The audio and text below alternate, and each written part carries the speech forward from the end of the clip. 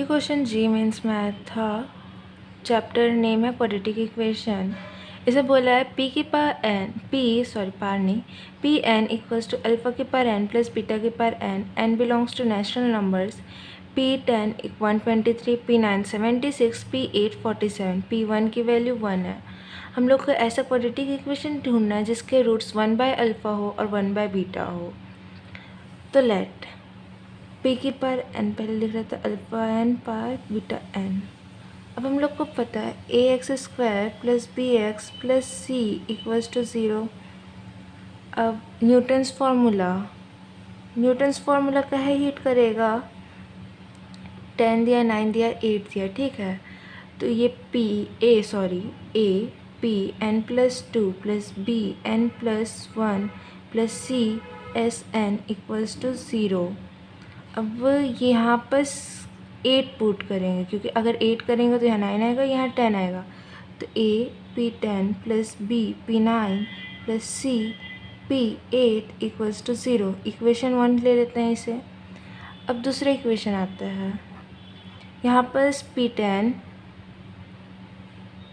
123 दिया है।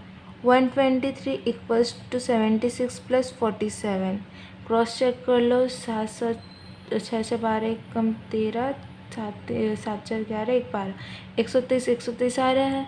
मतलब P10 equals to P9 plus P8। यहाँ से हम P10 minus P9 minus P8 कर सकते हैं।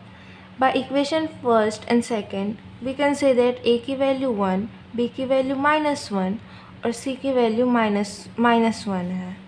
तो यहाँ क्वाड्रेटिक इक्वेशन बनेगा X square minus X minus 1 equals to 0।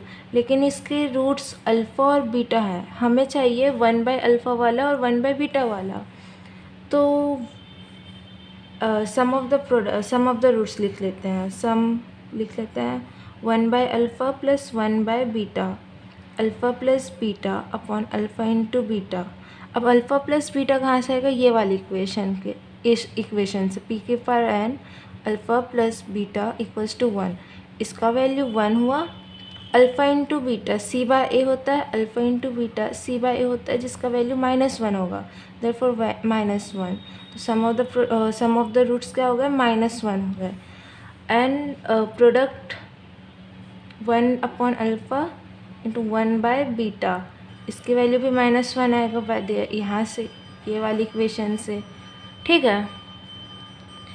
अब हम लोग को ये फॉर्मूला पता रहना चाहिए, X square minus sum of the roots X, sum of the roots plus product equals to 0। X square minus sum कितना आया था? -1 -1 प्लस प्रोडक्ट कितना आया था? -1 equals to 0। X square plus X -1 equals to 0। ये आपका एक क्वाड्रेटिक इक्वेशन है जिसके रूट्स 1 बाय अल्फ़ा होंगे और 1 बाय बीटा होंगे।